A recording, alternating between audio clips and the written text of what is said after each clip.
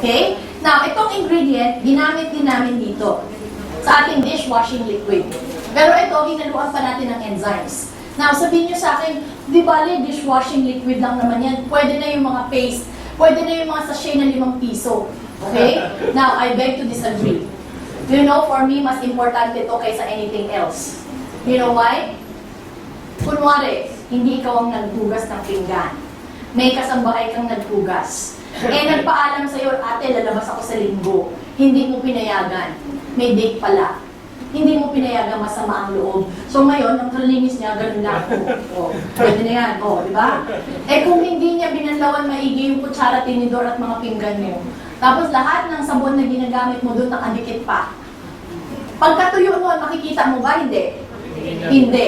So ngayon, dahil masarap ang luto ni nanay, nagkuha ka ng mainit na kanin. Wow, ang sarap. Diba? Tapos hahaluan mo ng kanyang ulam na ang sarap ng sarsa. Kaya pagkatapos, yung kanin, sinisimot mo pa sa plato. Diba? Ma'am, di mo lang napansin, bakit parang may isang ulam na hindi ko alam kung ano yun. May konting ibang lasa. Ayun pala, yung sabon mo, kinakain na rin natin. Diba? So this is very, very important. Yung ating dishwashing liquid, this one is very mild even for the hands, and we use enzymes. Now, the alkyl polyglycosides here, pwede rin pong gamitin sa mga biberon. Kung meron po kayong baby sa bahay at gumagamit kayo ng baby bottles, imbes na sabon ang gagamitin nyo panghugas, ito po ang gamitin nyo. Kasi yung sabon, pag ginamit mo panghugas, tapos hindi mo na hugasan maigi, pwede pong mahalo sa gatas ng baby yun. Yes. Pero this one is so safe, you can even drink this one. Okay? Of course, ang gamit natin patak-patak. Kaya ang isang ganito ko, mga 1 taon bago maubos. Ganun siya katipid. Ha? May expiry siya pero matagal. Matagal pa. Okay? Now, yun yung ating liquid dishwashing liquid. Tapos ito namang isa, this is our healthcare hand wash. Now, maraming hindi nakakaintindi, hand wash ay pangkamay lang yan.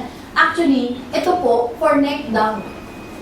So, yan yun yung sabon mo pang down. Kasi po dati, ang sabon pong ginagamit namin is ang sabon na pangmukha at pangkamay.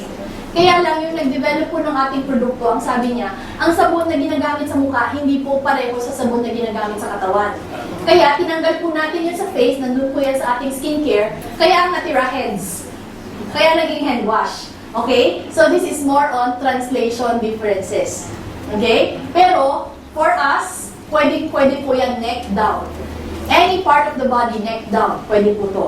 Okay? Very, very safe.